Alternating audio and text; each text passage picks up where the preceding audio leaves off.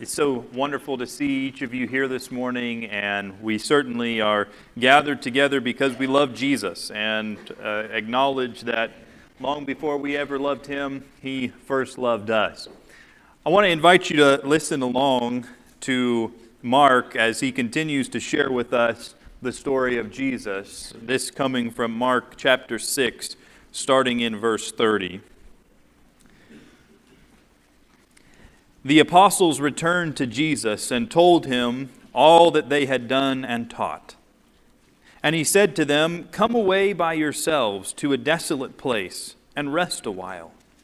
For many were coming and going, and they had no leisure even to eat. And they went away in the boat to a desolate place by themselves. Now many saw them going and recognized them, and they ran there on foot from all the towns and got there ahead of them.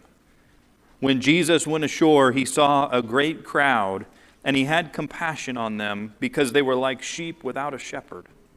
And he began to teach them many things. And when it grew late, his disciples came to him and said, "This is a desolate place, and the hour is now late. Send them away to go into the surrounding countryside and villages and buy themselves something to eat." But he answered them, "You give them something to eat." And they said to him, "Shall we go and buy 200 denarii worth of bread and give it to them to eat?" And Jesus said to them, "How many loaves do you have? Go and see." And when they had found out, they said, 5 and 2 fish. Then he commanded the crowd to sit down in groups on the green grass. So they sat down in groups by hundreds and by 50s. And taking the 5 loaves and the 2 fish, he looked up to heaven and said a blessing, and broke the loaves and gave them to the disciples to set before the people.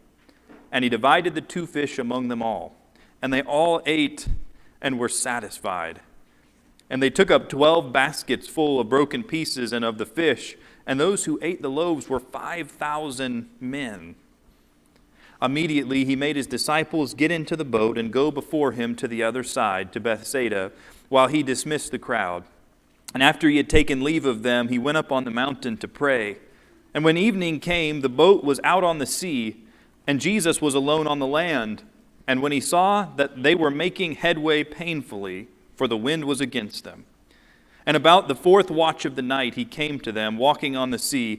He meant to pass by them, but when they saw him walking on the sea, they thought it was a ghost, and cried out. For they all saw him and were terrified.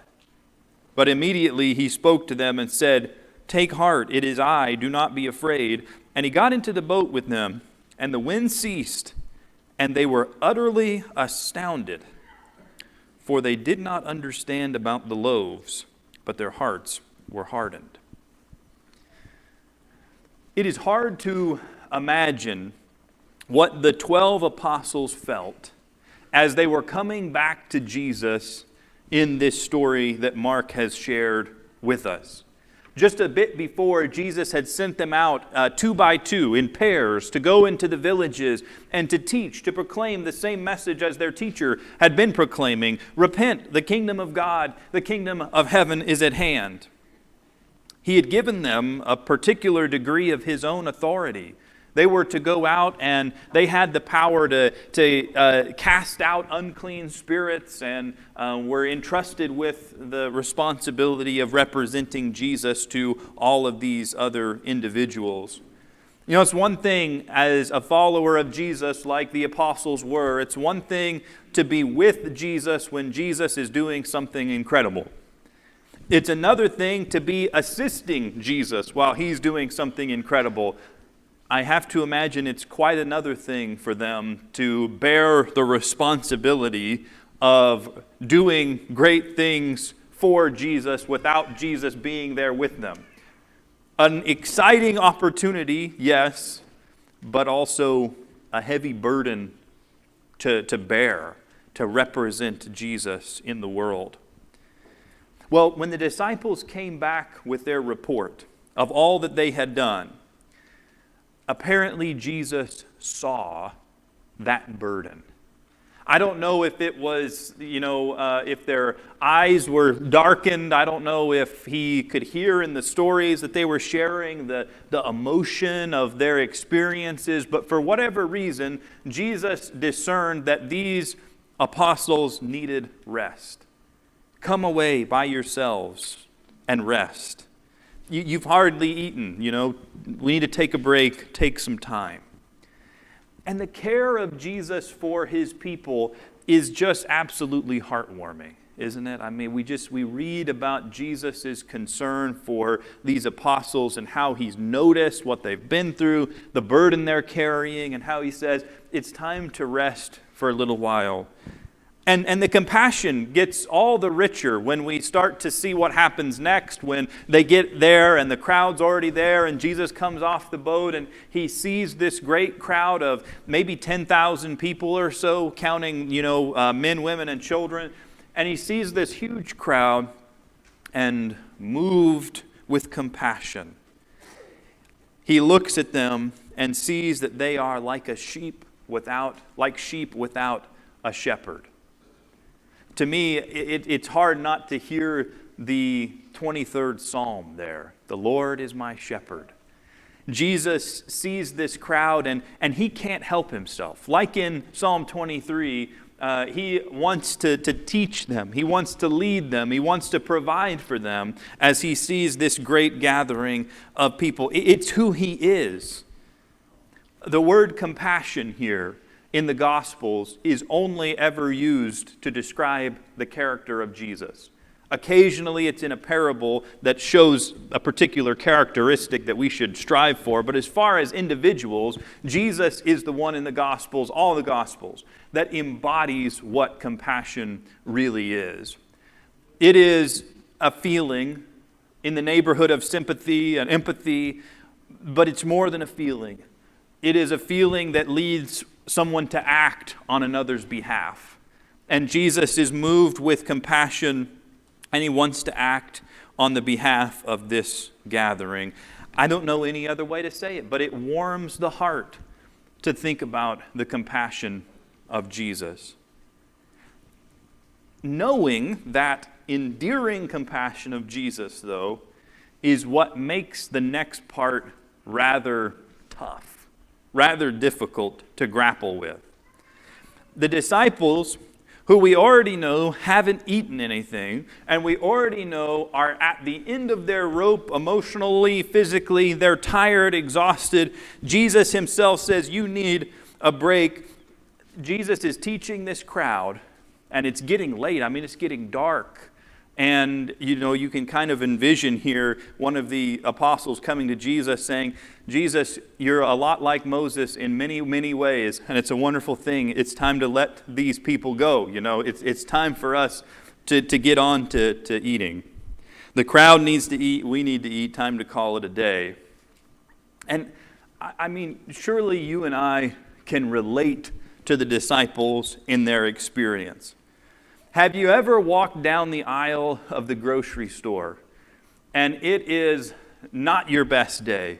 And you have, maybe you're going for medicine, or maybe you have absolutely nothing to eat. You've got to go in to get this particular ingredient or meal or whatever. And you haven't showered. You've got your hat pulled down low, you're just trying to get home. And you're just, please don't let anybody be in there that I know, And you're walking down the aisle, and what happens every single time?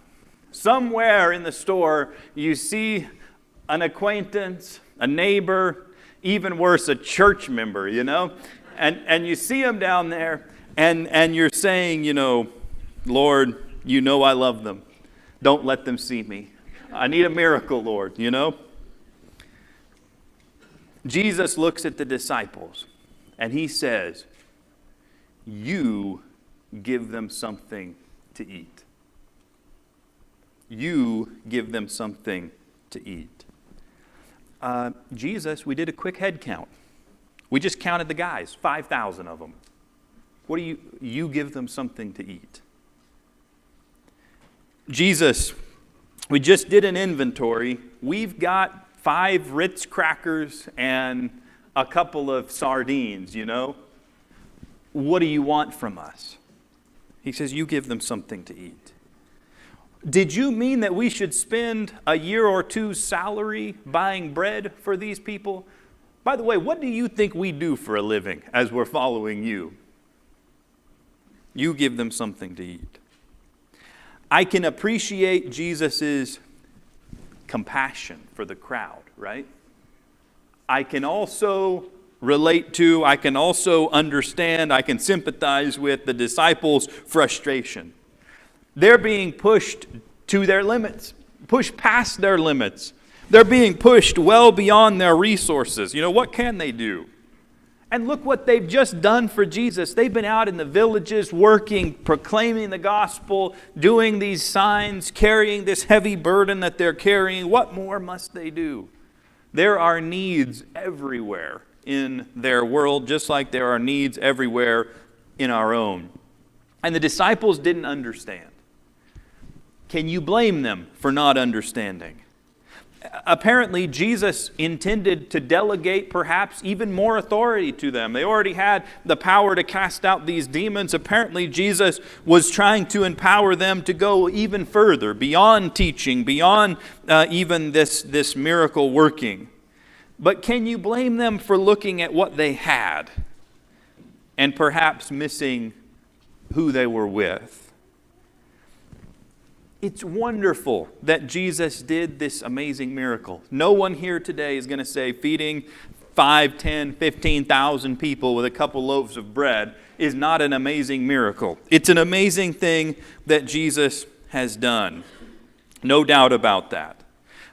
Apparently there were so many leftovers, it filled 12 baskets. It's kind of like Jesus has the resources to feed all of Israel, right? That's kind of the point in what Mark is telling us. Still, I imagine it was quite a chore to pass out bread to 10,000 people on an empty stomach. Still, I imagine that when the miracle was over, there were tired feet, tense shoulders, a sigh of relief. Andrew, is that the last one? Tell me that was the last one, They're full. Okay, they're full. Praise God, they're full. Finally, it's time to rest. We've got to rest, have to rest. We must. Immediately, they got in the boat. Jesus said, get in the boat and go rest. He made his disciples get into the boat.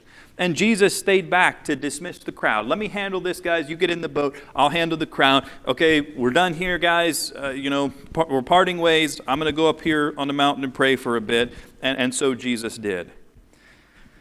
You can envision, I think, the disciples getting into the boat and saying, finally, it's time for a break.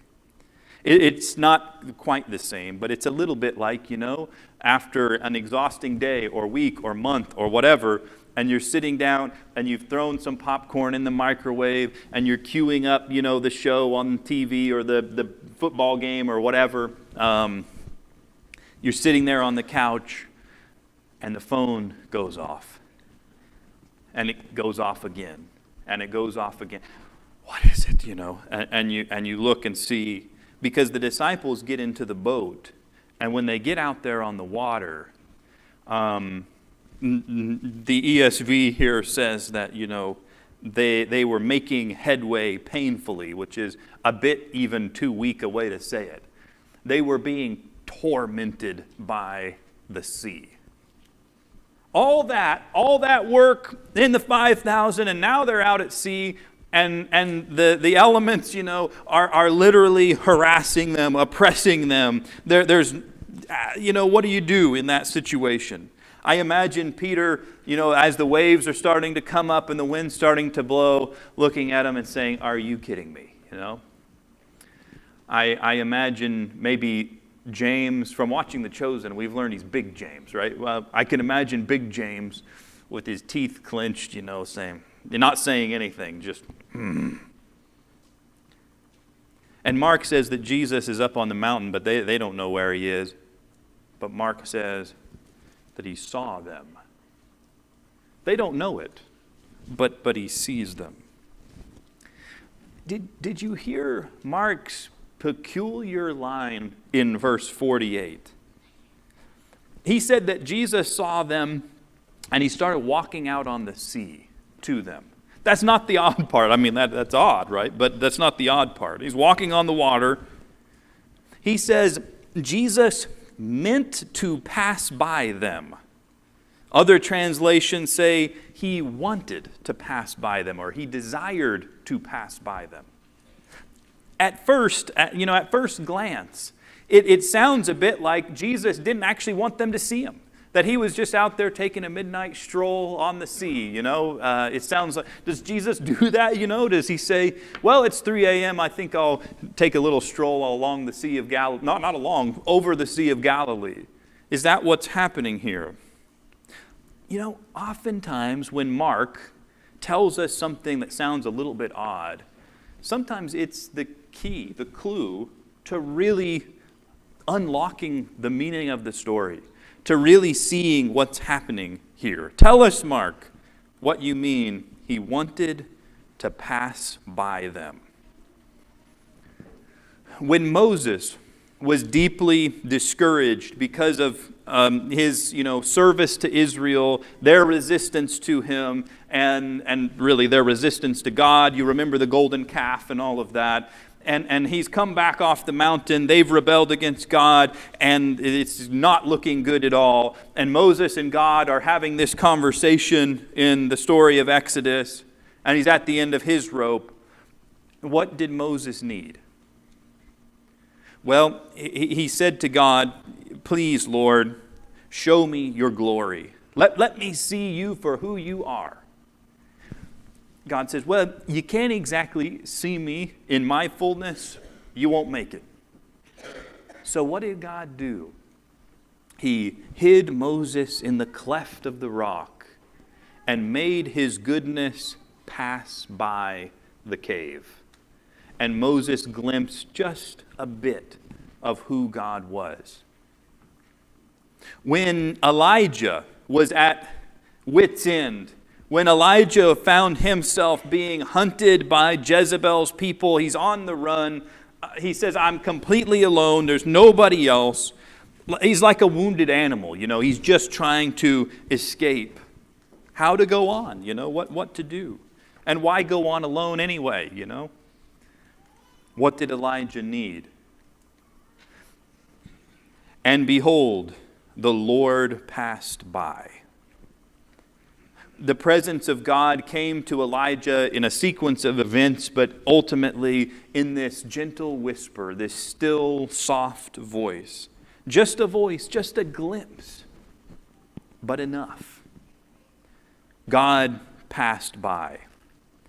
And these poor, tattered apostles, having maybe their best day. We saw 5,000 fed, but maybe their worst day. I don't know how we're going to possibly make it, Absolutely spent.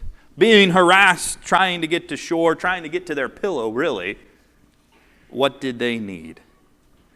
They needed God to pass by. It was no mere man who spotted a ship at sea from probably 2 or 3 miles away. It was no mere man who walked upon the sea. Scripture says of God, He alone treads on the waves of the sea. God alone. What do the disciples need? They need to see the glory of God. They need to see Jesus for who He is. Not just their maybe Messiah, maybe king figure, not just their teacher and leader and mentor. They need to see Jesus as the coming of the Lord of hosts, the coming of the God of the universe. Listen to Jesus' words to the disciples. Take heart, it is I, do not be afraid. It is I.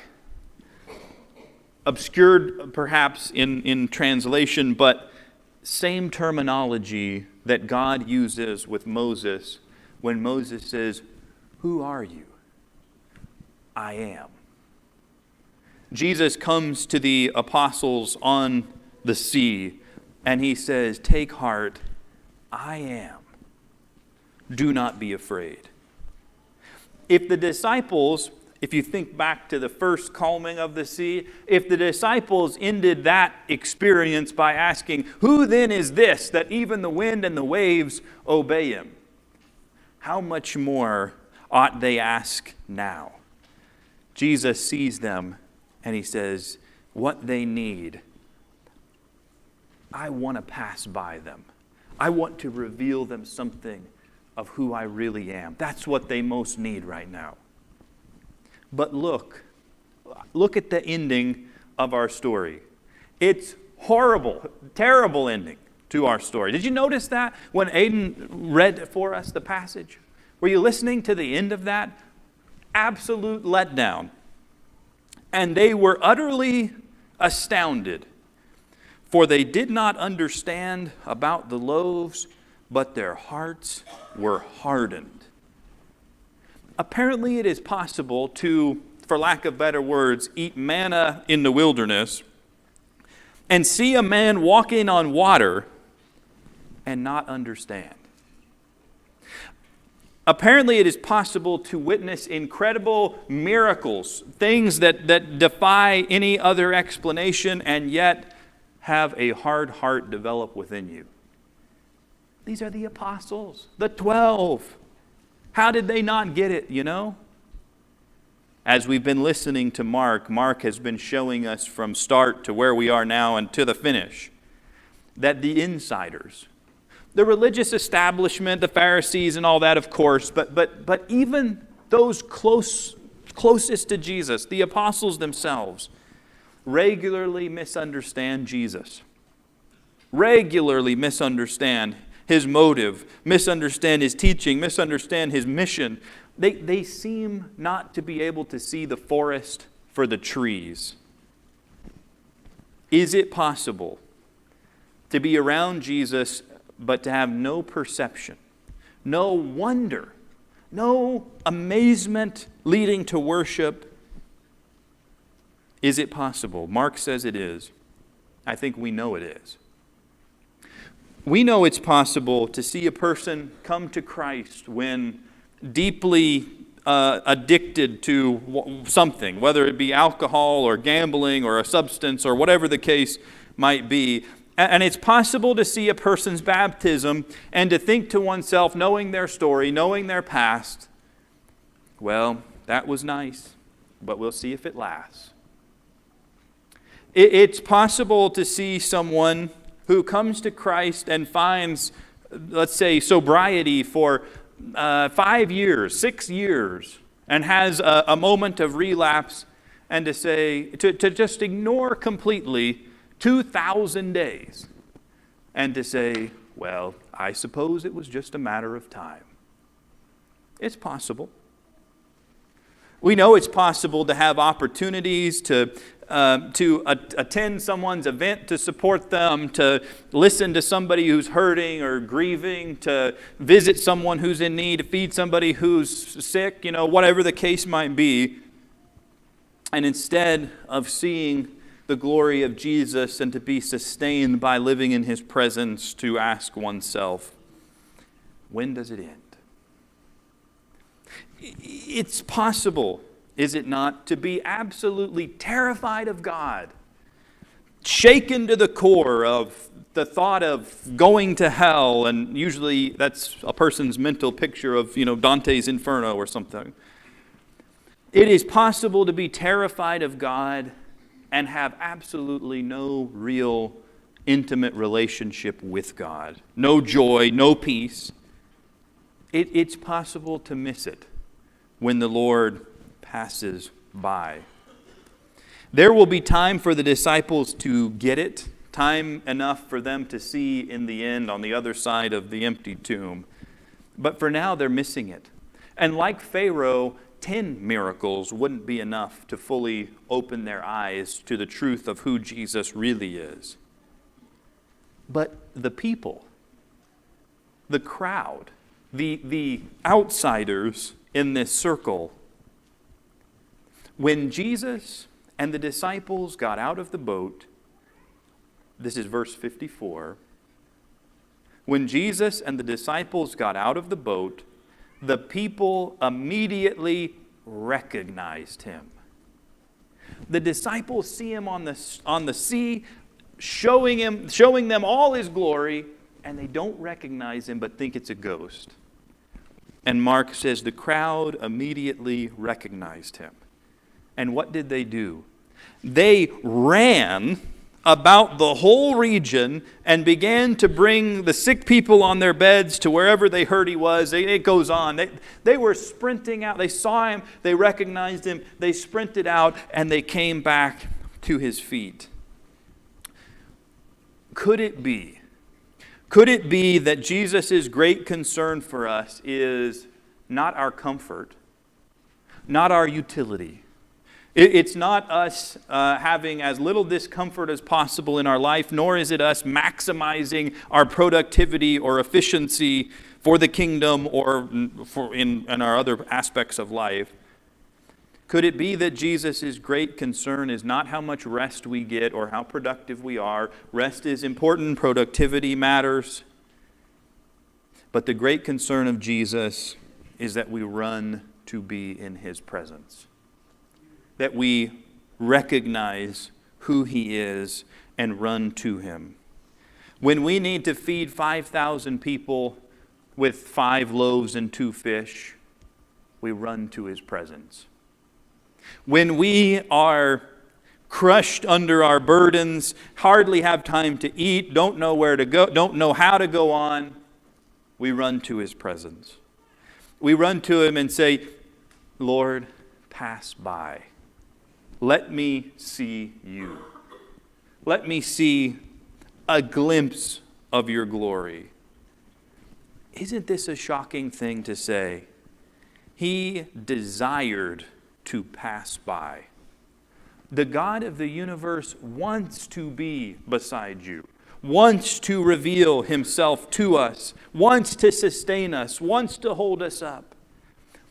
In the course of this week, you will face countless interruptions. You will face countless inconveniences. You may experience something much worse. But whatever happens, run to Jesus. Run to Jesus. And if you haven't experienced the saving grace of Jesus in your life, you can run to Jesus this morning. You can give your life to him. You can be immersed in baptism, that the Spirit of Christ might be near you every single day of your life. Run to Jesus. You're invited to come as we stand and sing.